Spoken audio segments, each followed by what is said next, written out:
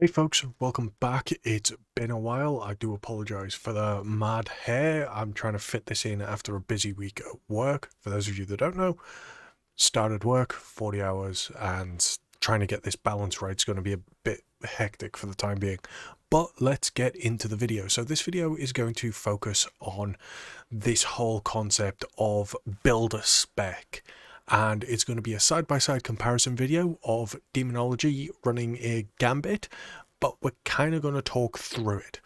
So we're going to go into the main screen for a moment, and we're going to discuss the builds and kind of how things play around a bit, and then we'll actually go through the videos themselves with side-by-side and kind of discuss how the specs vary and what just two talent changes really caused in terms of a playstyle shift and the damage output as well, because then we can go into this much deeper for all the specs, especially when Dragonflight releases and we have even more points to play with. So let's get into the first part, and that is the specs. So using Wowhead's talent calculator, because it allows us the option to annotate, you'll see that we have pretty much filled out both trees. This is as things would look currently. So looking at the Warlock tree, anything in yellow is what I'd consider pretty much a mandatory pick, with green being your optional choices.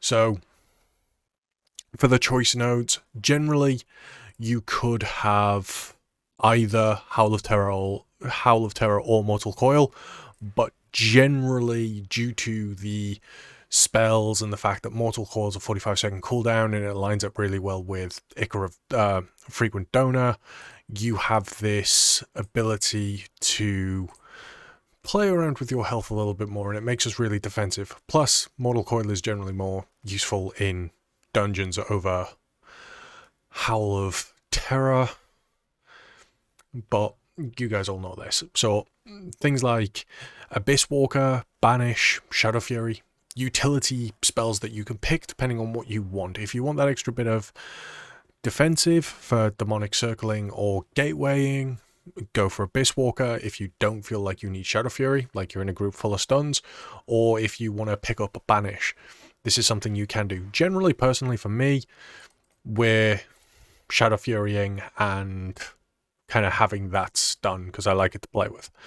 And then, as you guys have heard me bang on about so many times in the past in terms of the class tree, our final point gives us a choice of Fel Synergy for more defensive, Teachings of the Black Harvest is Demonology. The benefit to this is it gives our Felguard more uptime, which when we discuss kind of some of the talent choices here, Teachings of the Black Harvest can potentially be a bit of a DPS upgrade, but it's more of an uptime change, so it just helps your Felguard get into the mix a little bit faster. And then you've obviously got Inquisitor's Gaze or Soulkeeper if you just want some flat damage pad through a talent. Now, on to the interesting part, the build. There are a few key differences in terms of what I have yellow, green, and purple. And the reason I have implemented purple is because the two builds that I ran, one focused on utilizing Fel Might and kind of going for a more passive usage of Felstorm, whereas the other, in order to help combat what I was aiming for in terms of increasing my dog damage through using Hounds of War, we ended up in a situation where I chose Grimmer Felguard, so I had that added little bit of burst. And they played really nicely, and I feel that these two talents are probably going to be mutually exclusive a lot of the time in where you want to put your point if you're going for Fel Sunder. If you're wanting a more consistent play style where you're just going to have more Felstorms passively through your pet playing and focusing on whether it be dog damage or your imps or however you necessarily want to tailor the rest of your spec, you're going to probably pick Fel Might just for that little bit of consistency, and you don't need to worry about it. But if you have a burstier build, whether you're looking at playing through Nether Portal or you're wanting to use Reign of Tyranny, then having your Grim of Felguard allows you to utilize that in a burst setting. Obviously, the only problem is if you are using Reign of Tyranny down here in a single target, or a level 70 iteration of the spec, obviously it desyncs a little bit because Tyrant's on a 90-second cooldown and Grim of Felguard's on a 2-minute cooldown. So that's not ideal. Now, the green ones, Hounds of War versus Inner Demons, this is what I kind of wanted to play with. I played with a sort of imp-centric build for the first playthrough, where having passive imps available to implode, which during the pre-patch allows us to use the implosion legendary, kind of felt nice. So even running from pack to pack, generally I had at least 2 imps to play with, which is just a flat 10% haste if you implode them on pull, essentially. But when you consider that you're throwing dogs out and then getting a hand of Gul'dan, you get that haste from implosion much faster. Whereas alternatively, the other build was the Hounds of War build, where I took points out of Inner Demons, so a little bit less emphasis on imps. I still had Imp Gang Boss because that is a very, very strong talent now. But Hounds of War, Shadowbolt and Demon Bolt have a 3% chance to reset the cooldown of Cold Dreadstalkers. Now, 3% doesn't sound like a lot, and on its own, in a short fight, it's not. But when you consider over the course of something like a dungeon, or a raid fight, or a tyrannical boss, how often you get your Demon Bolts and your Shadow Bolts and how much you're casting them, especially when you get so many Demon Core procs, and there's a really good chance that you're going to essentially shorten the cooldown of Cold Dreadstalkers just by the law of averages. And in the video you will see, there actually comes a point where it resets, and we have something like 3 sets of dogs out at any one moment, which, when you consider ripped through the portal, means that every time you call Dreadstalkers, you're actually calling 3. Unfortunately, the annotation doesn't allow us to put both points in it for the 100% chance, so ignore the tooltip slightly. But as a result, rather than having 6 dogs out, you've actually got 9 dogs out as a result of this resetting on Solea, the final boss of Gambit. And that was huge. Obviously, it is RNG, but that meant that dogs did so much damage. And if I'd taken the points out of Demonic Knowledge and Implosion and instead focused more on just a pure dog build, you could put 2 points into Covenant. So actually what we'll do is we'll put those as purple as well and kind of highlight this, because Fell Covenant, or Bale Spider's Burning Core, if you were to use the legendary, Shadowbolt increases the damage of your Demon Bolt. And you've got to remember that from the shadows, your Dreadbite causes the target to take 20% additional Shadow Flame damage. So you end up in this situation where your Demon Bolts are going to be doing a considerable amount of damage as you go on. And then come Dragonflight Cap, when we're at 70, you could also pick Sacrificed Souls up. So your Shadow Bolt and Demon Bolt do 2% additional damage per demon you have summoned, and then pair that with the fact that your Hounds of War, you're casting Demon Bolts anyway, and Shadow Bolts to maintain Fell Covenant, you're getting more dogs. Dogs are worth more, and you can kind of see how it spirals. But the fact that Demonology has these 2 different playstyles means that you kind of have 2 different emphases. Or emphases? Someone comment below what the plural of emphasis is. And for the spec itself, it means that if you're a player that doesn't like using Implosion, you have an alternate option down here in order of how you want to play, especially when you consider that come Dragonflight will be picking up things like Carnivorous Stalkers as well. Because at the moment we're avoiding Carnivorous Stalkers due to the Conduit, because we might as well make use of it while we still have it. So, with the talents discussed, let's get into the actual video mainstay itself and compare the 2 side by side. So let's get into the chaos then. On the left hand side of the screen is the dogs build. This is using Handmaster's Gambit, not running Inner Demons, and using Grim of Felguard for a burst or a more single target augmentation to the build, while the right hand side of the screen is Inner Demons and Fel Might for a more consistent, I don't really care what the tank's doing type of mentality in the key. And the reason so from now on we're just going to compare left as dogs and right as imp, just for your own reference going forward. So what do I mean by imps not really caring what the tank's doing? And because you're running things like Inner Demons, which has a chance to just randomly spawn other demons anyway as you're fighting, the fact that you're generating imps, yes, you have AoE damage through the form of implosion, and you still have your dogs, but when you spawn lots of imps, if you don't have enough targets to necessarily count as being worth imploding, your imps are still going to do a lot of damage to whatever it is you're attacking, especially with things like Imp Gang Boss. And the reason for this is because, for those of you that are new to Warlock, thinking of swapping, or just can't quite remember this, implosion does damage based off how much energy your imps have anyway to your primary target, and then it treats every other target hit by implosion as having full energy. So there is a little bit of min-maxing you can do with implosion where you actually want to implode it just as your imps are technically about to die, if you want to cleave onto everything else. But for general, like, that's like proper min-maxing if you want to really kick the ass out of it.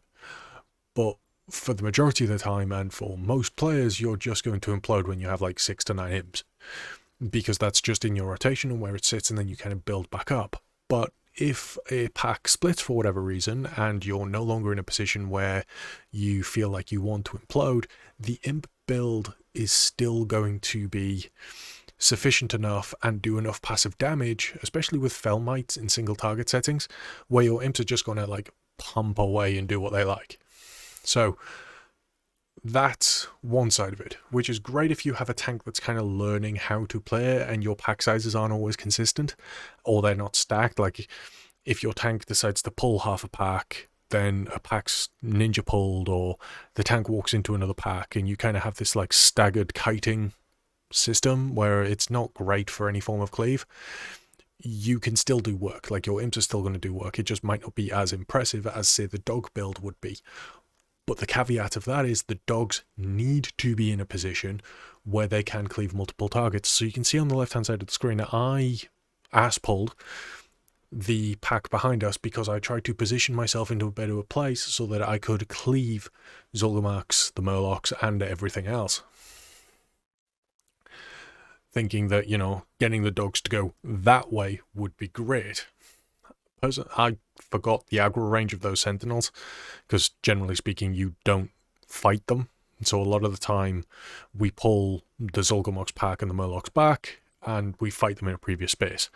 But because the tank hadn't cleared those scale binders there, we didn't have that space to play with, so I wasn't sure where to stand, and it was a poor play by me, unfortunately.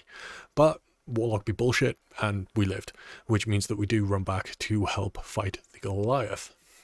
But as I was saying about cleave, Dreadstalkers, our dogs do a lot of damage. They are one of our hardest hitting abilities, and as a result are one of our priority abilities, so we want to be using them on cooldown as often as we can.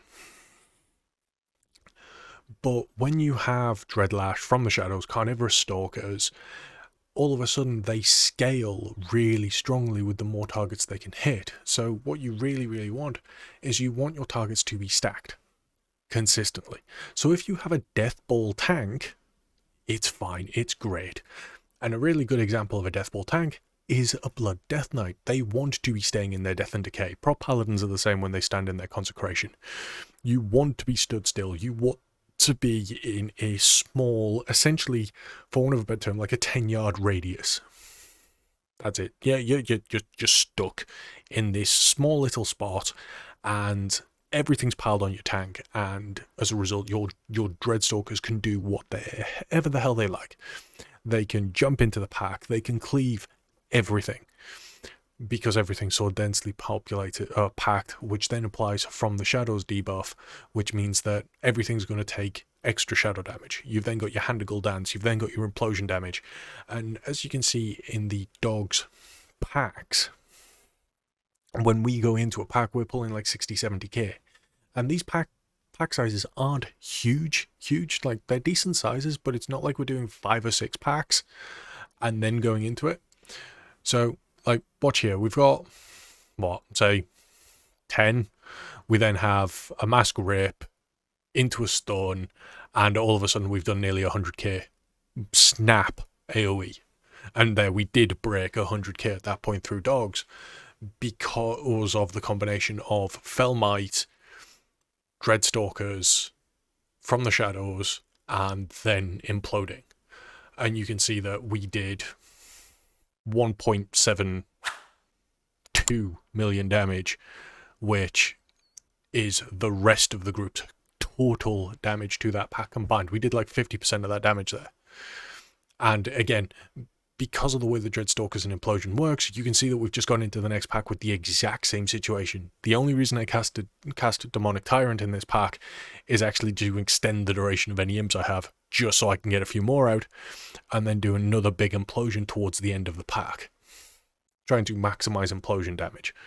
And that's just from a haste perspective. But you can see as a result, I now have so many demons out for us to then fight Zolgamox with. And we'll do respectable damage here through dogs and our imps, but it's not massive, because it is more AoE focused and AoE centric without burning our cooldowns. But you can see kind of the difference in our overall damage coming up to this point, where the imp build has a lower overall but is more forgiving to any tank, while the dogs build is going to be very much a, okay, if you're going to pull everything for me, I'll burst it all down. Obviously that kind of falls into the destruction remit that we've had through Season 3 and Season 4 for the veteran Warlocks among us, where if you have a tank that doesn't pull enough for you, or things die too quickly and don't have the health pool required, like, you know, low fortified weeks, for instance, elemental shamans and the like will know this problem. You then physically can't do as much damage as you need to, because everything's dying too quickly. You don't have enough time to set up. And it's those situations where potentially having the imp build and having pre-generated imps from pack to pack would be great. Alternatively, you just rely on your Dreadstalkers absolutely smashing something at the start of a pack and just hoping that you don't need to worry about a second recast of Dreadstalkers, and trying to hold your dogs for every pack, which it would be a really jarring experience unless your packs are dying some reasonable range of like every 20 seconds ish, or a multiple of that, so that you can always go into the next pack with your dogs.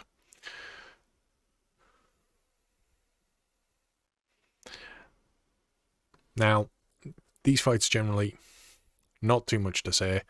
The benefit of having a stronger set of dogs,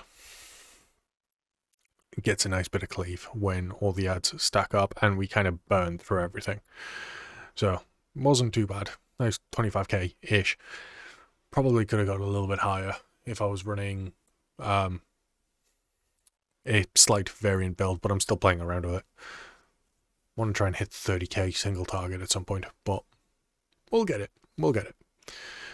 But yeah, we can kind of just see that tearing through. You can see that Dreadstalkers is my main damage dealer, being, you know, close to 30% of my total damage. Now, this was a interesting pull. The pulling the Infiltrator while we wait for the portal to load, quite nice. Pretty good to play with.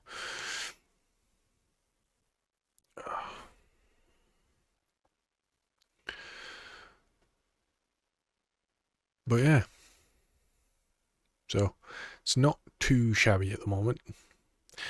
I will admit, from a personal playstyle, just while we wait for kind of like pulling into packs and actually doing stuff, because this middle section of Sullia's Gambit is a little bit less interesting for a lot of people, because it's more standardized. There's like 3 packs, essentially, and then you're back at another boss. So there's not too much to talk about, because it's also really linear. And there's no real, oh, look, that we can do this as something fancy. Because I don't think you can pull the boss back up to where we're currently fighting on the left-hand side of the screen. You used to be able to. But, yeah, so in terms of actual playstyle and what felt better to play, playing dogs with the Handmaster's Gambit, when it procs and you can have multiple sets of dogs out, and you see in your weak auras that you have like 2 or 3 sets of dogs out, really, really nice, and it feels good. You feel like, I have a lot of demons. Although there is that little bit that's going through the back of your head, I really wish I could tyrant these. And that idea of being able to tyrant like 2 or 3 sets of dogs and just having an army, like a whole pack of Dreadstalkers, would be great. And maybe in Dragonflight, we might decide that we want to play Wilfrids so that we have a minute cooldown on our Tyrant for those settings. Because you've got to bear in mind that with Handmaster's Gambit, focus on spending and using your Dreadstalkers, we're going to get our Tyrants back quite quickly. So again, roughly every minute. So you can see here that on the left-hand side of the screen, I have 2 sets of dogs out already, and I haven't tyranted. This is just a proc. The proc came in about halfway, so I didn't have the 2 sets up for very long, but still that's enough to ensure that you maintain and have this almost permanent overlap in places from the shadows, which when you consider that feeds into Implosion, Demon Bolt, it really, really improves your overall damage. Now you can see that was a meager Implosion burst, because I did it in the wrong order. Should have Dreadstalked and then imploded, but I was worried about energy. So you can see there that second implosion with both Fellmite from the shadows really, really boosted the damage up. So that's going to be like your synergy, which is where something like Demonic Strength really comes into it, because it means that every minute you can have this hello, don't forget I'm here on the meters kind of moment. And if you pair that up with dungeons that we'll be playing in Season 1, like Algathar Academy, you're going to have some really gorgeous glory moments as a Warlock, especially when you consider that we're going to have other things thrown into that AoE, like Guillotine, for instance. Guillotine at the moment's a little bit undertuned, but come Dragonflight with a little bit of tuning, I suspect it'll be really, really fun to play with. So that is going to be something to keep an eye out for. Whether that goes really well with dogs or goes really well with imps, we've yet to see, but we will discuss the builder spec again once the specs are fully out, rather than this half iteration we've got currently. Now, unfortunately, you can see dogs had a UI problem. All of a sudden, my pet bar decided it wanted to go screw itself.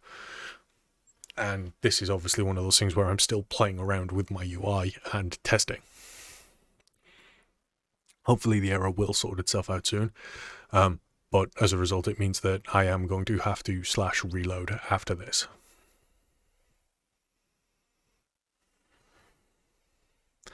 Now, I would like to say as well, is the imp playthrough has actually been sped up slightly to try and keep these at the same length with a little bit of editing again. Not as egregious this time, so, you know, I'm not playing the Harry Hill music or, you know, some Festival Carney as we like blitz through something at 700% speed playthrough. It's only going at 112, 113%. So it's not too fast, but for anyone that's like, those casts are a little bit fast, what's going on? that kind of explains it. Because originally the dog, well, one side was about an extra 5 minutes longer than the other, and I can't remember off the top of my head which was which. So they've been sped up to match. But yeah, so there's not really too much to say, I think, at this point. There's a little bit to talk about Solia's, but these packs, again, these packs are a little bit problematic, specifically for the double Warlock side, in that we didn't really have a lot of kicks. Because again, Felguards don't have a distinct kick. We do have the stun, but as you saw on the dog side a moment ago, I stunned single target, and then a capped totem came out from our chamois, which meant that we ended up with a stun DRing the ritualist, which kind of meant that it had to be my priority with, you know, trying to get implosions out and trying to find a way to execute something.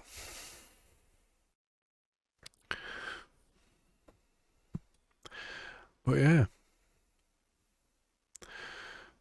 You know, while we wait for the Starseers to be killed and get into the Solia's fight itself to discuss the final parts of this dungeon and how things kind of felt and demonstrate just what dogs can be like with good RNG, I have a question for you guys, and I will put it as a community post as well. Are you wanting these two, again, split?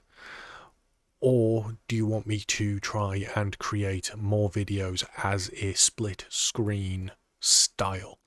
Because I've noticed in comments and previous community posts that this seems to be a rather unique style to me, and I want to know if it's something you guys watch me for, or if it's just a added perk of kind of like my voiceovers and whatever else. Because I do know some of you guys have messaged me and told me that you fall asleep listening to my voice. So yeah, let me know what you guys want to see going into Dragonflight so I can better formulate that content for you going forward. Because as I say, time is very tight for me at the moment, which is a shame, but need to pay the bills. So we're going to have to try and be a little bit more efficient. So on the right with the imps, we have Solia. Not too much to say really with an imp build. You can obviously implode during the assassins, but unless you actively leave a pack up so you have something to cleave off, your imps very much just become single target once we transition into this stage, and they just kind of become fire and forget-me's, which is fine. Unfortunately, we ended up missing here because we had a tank or a DPS not really knowing what they were doing, which was kind of problematic and kind of stalls the fight out a little bit, but it's not too bad. Now we just get to the point where it's just dodge and imp. Now, obviously one benefit of having so many imps out is once the imps are down, as long as the boss stays within range or the target stays within range, they don't need to move, and they don't really get hit by other abilities either, so they just literally stand there and tut it, which is quite nice, especially when you consider that there are ways to further augment your imps to the point where your imps just absolutely clap cheeks. They just go to town. And come Dragonflight, when we have things like Nether Portal, that's further going to be improved if we then go into like a Demon Bolt based on how many pets we have out build. So we really just become this legion of demons. We do end up with a bit of a Soulstone problem there. We end up with 2 deaths for the imp build, which means that we have to do this chicanery and do it in 2. Soul shape, best shape. And I am going to miss it when it goes. But for the dogs, for those of you that have been watching, we've had a couple of nice moments of having double dogs out and just generally kind of playing with the build, and you saw that there was an active reset for the Dreadstalkers, which meant that we actually got a prolonged period, which is what we were discussing when it was like, I wish I could I could tyrant this.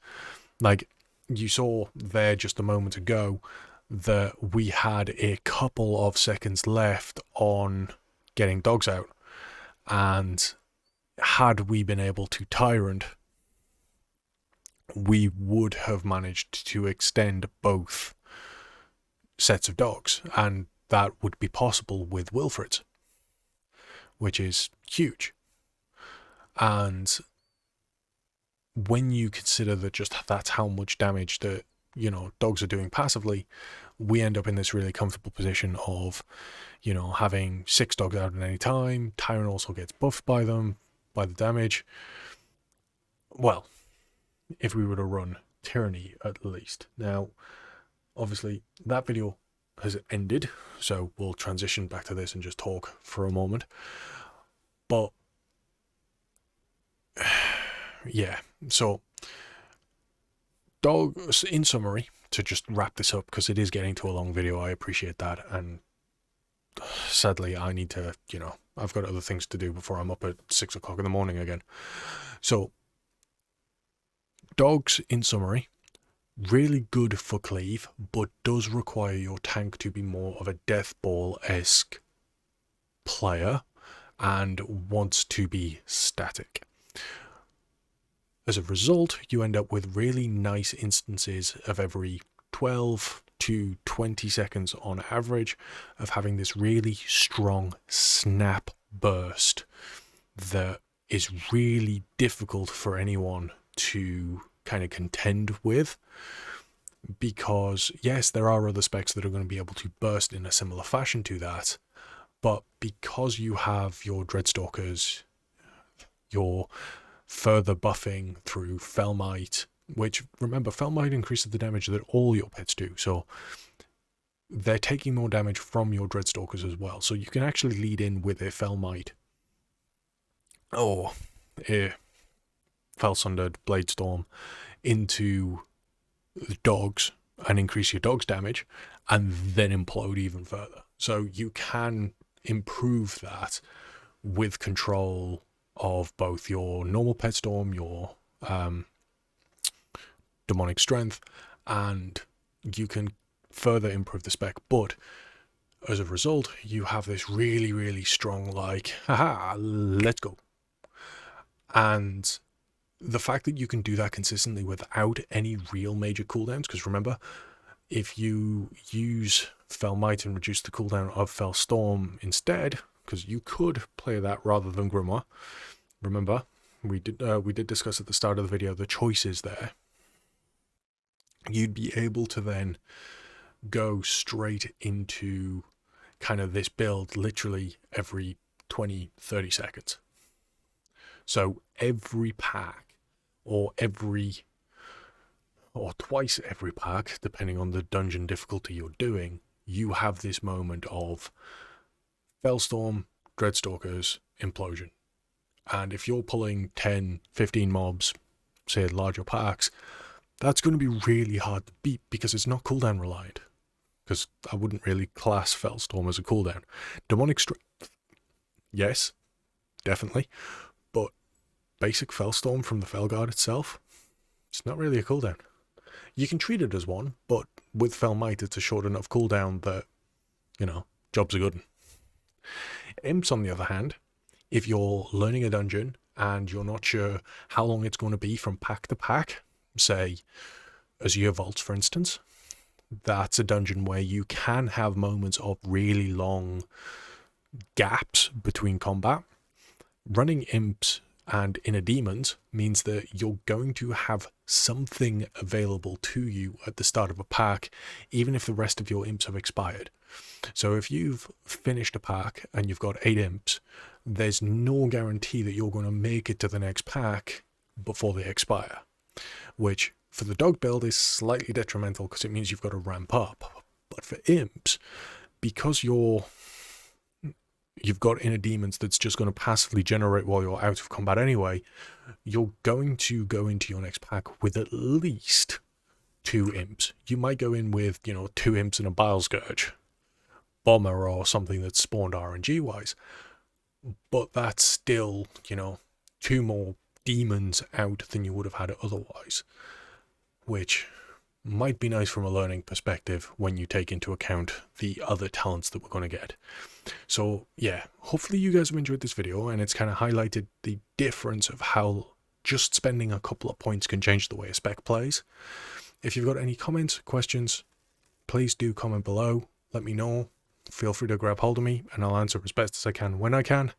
And if you've liked the video, please do hit me up with a like and a subscribe. It would mean a lot to me if you did, because then we can continue growing, because we've just broken through the 1400 sub mark, and it'd be nice to see if we can race to that 2k before Christmas or the new year. Just really knock this year out of the park. But in the meantime, hope you have a wonderful weekend and a lovely start to your week. I'll catch you all later, folks. Take care and have a good one.